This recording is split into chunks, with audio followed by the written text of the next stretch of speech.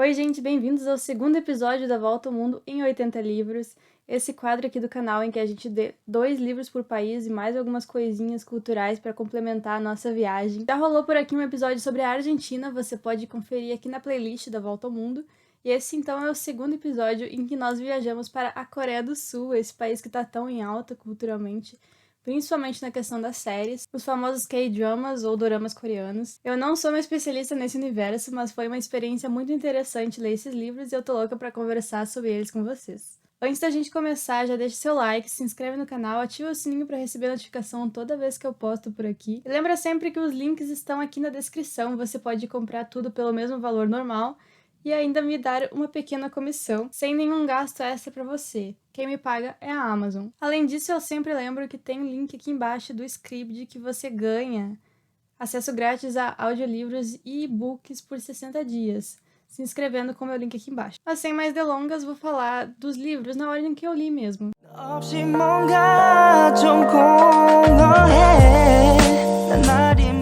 Comecei pelo primeiríssimo que chegou, que foi O Menino que se Alimentava de Pesadelos. Esse não é um dos livros que eu escolhi pra isso, esse aqui é um dos conteúdos extras, então é um livro infantil, na verdade, ele é ilustrado. Vou mostrar pra vocês uma das ilustrações.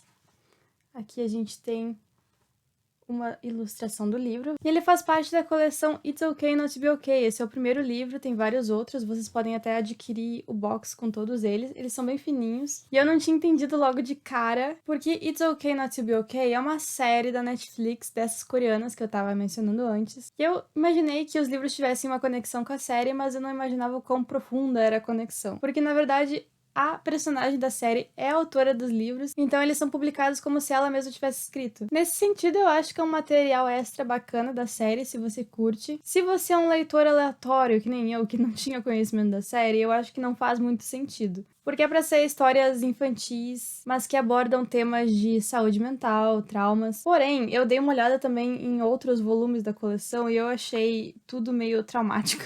Assim, estamos falando de trauma, saúde mental, mas eu achei um pouquinho assustador as ilustrações e a maneira como os termos são abordados para uma criança. Fiquei imaginando se eu poderia dar de presente para minha priminha de 5 anos e não gostei da ideia. E daí para crianças mais velhas que poderiam entender, eu já acho que tem uma linguagem muito infantil. Mas basicamente esse primeiro livro da série é sobre um menino que queria poder se livrar de todas as lembranças ruins que ele tem. E ele vai aprender ao longo da história, que dura pouquíssimas páginas, a como viver com elas ao invés de esquecê-las. O próximo que eu li também foi um dos materiais extras, mas esse se tornou um dos meus favoritos e uma das melhores atrações desse quadro até agora, que foi a HQ Grama, da Keon-suk Jendri-Kim. Aqui eu tenho ele na edição americana ou britânica, não sei direito, mas vocês podem ver que se chama Grass lá em inglês. Por que eu comprei em inglês? Vocês sabem que eu odeio comprar coisa em inglês, mas eu não estava conseguindo encontrar esse livro em português.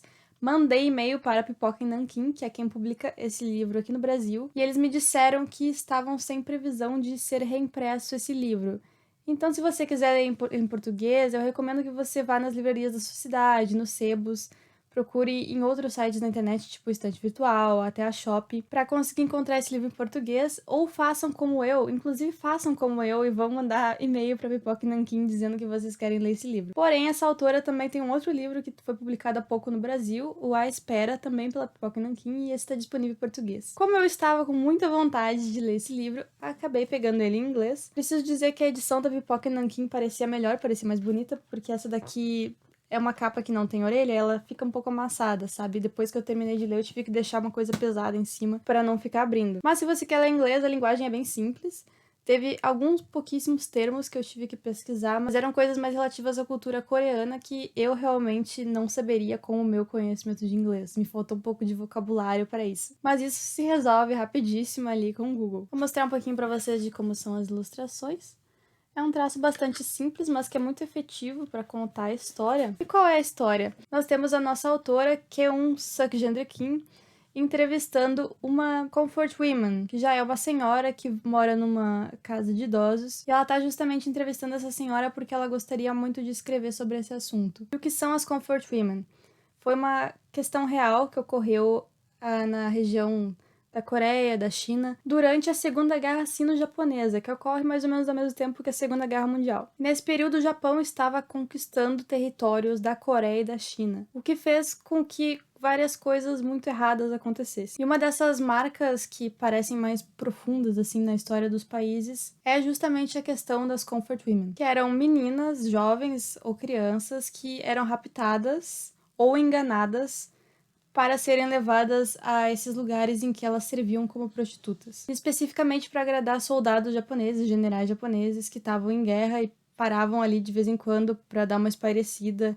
E essa era a forma como se encontrava de agradar esses soldados. Então é uma história bastante pesada, vocês podem saber só por esse background, esse contexto. Se vocês não sabem nada sobre esse assunto, não se preocupem, dá pra entender tudo pelo livro. Eu também não conhecia, foi meu primeiro contato com essa história. Então aqui a gente vai acompanhar uma história que aconteceu de verdade, a história da Oksun, que era uma menina que vivia em Busan, ali na Coreia, em 1934, e a família dela é muito pobre, a gente tem bastante uma visão da pobreza na região asiática, que vai se repetir depois em outra leitura que eu vou falar pra vocês. E ela sonha em ir pra escola, mas ela precisa cuidar dos irmãos, ela precisa ajudar a família enquanto eles estão tentando ganhar algum dinheiro, ganhar alguma comida. E acaba que os pais fazem um acordo para que ela vá morar na casa de outras pessoas, e não dá pra entender direito se os pais dela foram enganados ou se eles sabiam do que estava acontecendo, porque eles dizem pra ela que ela vai ter uma vida melhor, ela começa a sonhar que ela vai conseguir estudar, e ela vai viver na casa dessas outras pessoas, e com isso vai acontecendo todo um efeito de várias coisas dando errado, até que ela vai parar nesse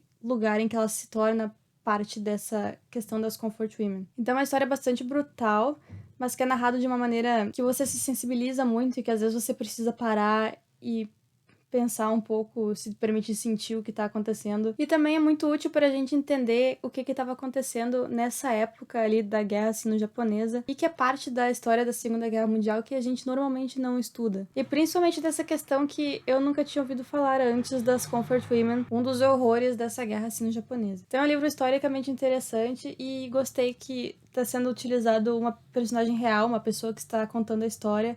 Se vocês procurarem a personagem Oksun na internet, vocês encontram fotos dela velhinha. Então acho que é uma leitura muito legal, dei 5 estrelas, vou recomendar pra vocês. Depois passei pra outra leitura fantástica, que foi Pachinko, da Min Jin Lee. A Min Jin Lee nasceu na Coreia, depois se mudou para os Estados Unidos e viveu por um tempo no Japão. Então eu cheguei à conclusão, no final ela conta pra gente como que ela escreveu o livro, mas cheguei à conclusão de que ela tem super expertise pra escrever o livro, porque era uma preocupação minha enquanto lendo Pachinko, se as coisas tinham sido realmente verificadas quanto à sua história, mas no final a gente tem uma visão de toda a pesquisa que foi realizada e da experiência da própria autora. Eu já falei um pouco de Pachinko no vídeo anterior que foi postado aqui, das minhas leituras mais atuais, então não vou me alongar muito, mas foi um livro que eu dei 5 estrelas, que eu favoritei. É muito meu tipo de livro que acompanha toda a história de uma família. Eu comparei a Casa dos Espíritos, de Isabel Allende, e a 100 Anos de Solidão, do Gabriel Garcia Marques, porque ambos são livros que também acompanham toda uma história de uma família. Então, Pachinko também tem todo esse contexto histórico de muita coisa que dá pra gente aprender da guerra sino-japonesa, da situação durante a Segunda Guerra Mundial. É mencionado de leve, assim, as Comfort Women. Eu não tenho certeza se você não sabendo mais sobre isso, você vai perceber, porque eu tenho certeza de que eu percebi bastante, porque eu já tinha lido Grama. Porque então, já tendo conhecimento de Grama, quando foi mencionado algumas coisas na sutileza, eu já percebi que provavelmente se referia às Comfort Women. Mas então em Pachinko a gente não vai se debruçar sobre esse tema, vai ser mais um panorama geral passando pela história. A gente começa acompanhando a Sandhya, que nasce na Coreia, lá por 1300. A família dela é muito humilde, eles têm uma pequena pensão, que é muito alugada por pescadores, então eles têm alimento justamente por causa dos pescadores que trazem bastante peixe, mas eles são uma família pobre. E a Sanja se apaixona por um homem misterioso chamado Kohansu. Eles fazem o proibido, ela fica grávida, e logo depois ela descobre que ele era casado com uma mulher no Japão e ele tenta fazer um acordo com ela pra ela ser a esposa dele na Coreia, enquanto ele tem outra esposa no Japão. Mas a Sandhya não quer isso. Ela dá um fora nele. Até que aparece por ali um pastor chamado Isa, que tá indo de uma parte da Coreia pro Japão encontrar com o irmão dele, Yosef, que já vive no Japão, pra trabalhar lá como pastor. E ele conhece a Sandhya e ele decide se casar com ela, mesmo ela estando grávida de outro homem, porque ele entende aquilo como uma espécie de sinal divino de que é o que ele deve fazer. Então eles se casam e a Sandhya vai junto com o Isaac morar no Japão. E então a gente começa a acompanhar muito a história das migrações coreanas pro Japão. Uma história que envolve também bastante pobreza e bastante preconceito dos japoneses para com os coreanos. Porque afinal a gente tá falando de um período em que o Japão estava dominando a Coreia e os coreanos que resistissem eram meio que o inimigo, então tem todo um contexto pra isso. E a gente acompanha a Sandia, os filhos da Sandia, os netos da Sandia, por gerações, e é uma história bastante sofrida, mas com alguns momentos ótimos também. Foi um livro que tocou muito meu coração e que, de novo, foi muito legal pra saber mais sobre a cultura e sobre a história. Chorei um pouquinho no final, talvez. A Sandy é uma personagem que vai morar muito no meu coração pra sempre. E essa é a top das recomendações que eu tenho pra dar pra vocês. A minha última leitura eu já não gostei tanto. Foi O Bom Filho, da Yu Jin-jong. Eu fico tentando pronunciar os nomes que são, tipo, o dela, que é Jeong, não sei se vocês conseguem ler. E eu fiquei ouvindo muitas vezes esse nome, tanto nesse livro quanto em personagens de outras coisas que eu tava lendo, colocando no Google Tradutor e colocando pra tocar, mas eu tenho muita dificuldade de pronunciar igual tá sendo pronunciado. Mas esse livro, então, é um suspense, um thriller psicológico. Aqui a gente conhece o Yujin, que é um rapaz que é epilético e ele toma alguns remédios, mas ele tá sem tomar e ele acorda de manhã sentindo que ele vai ter uma convulsão, porque ele tá sentindo o cheiro metálico de sangue que ele sente sempre antes de ter uma convulsão. E ele tá esperando vir até que ele começa a pensar que tem alguma coisa estranha. Ele percebe que ele está, de fato, empapado de sangue e que não era um anúncio de uma convulsão. Então ele sai do quarto e ele percebe várias marcas de sangue pela casa e encontra a mãe dele morta no chão. E fica parecendo que foi ele que matou, mas ele não se lembra de ter matado ela. Então ele fica na dúvida, será que eu chamo a polícia? Será que eu chamo meu irmão? Será que eu tento resolver sozinho? E ele pensa então que ele vai ser acusado de assassinato se ele chamar alguém. Então a gente vai acompanhar o Yujin tentando se lembrar do que aconteceu na noite anterior, tentando reconstituir os passos dele, antes que o irmão dele chegue em casa ou que alguém estranhe o desaparecimento da mãe dele. Eu achei um livro que fiquei esperando que ele fosse me surpreender, mas não me surpreendeu, foi bem dentro do esperado. Ainda assim, a maneira como ele é escrito é interessante. Eu acabei dando 3 estrelas, porque achei legal a gente tá dentro da cabeça do Yujin enquanto ele tá tentando encarar as coisas, ao mesmo tempo que ele tem alguns flashbacks do passado e a gente começa a entender mais o personagem e as relações dele com as pessoas da família. Tem também um mistério de como o pai e o irmão dele morreram no passado, que a gente vai descobrindo. Então é isso, tem vários pontos interessantes no sentido de levar psicologicamente a gente numa viagem, mas é um pouco previsível. Vou dar destaque para uma referência à Cidade de Deus, numa hora em que os personagens aparecem no cinema.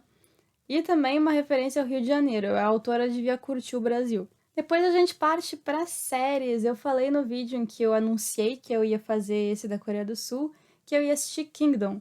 E assisti alguns episódios da primeira temporada. Acabei parando. Por quê? Porque teve uma certa noite dessas em que eu estava vendo um filme de tubarão e eu desmaiei.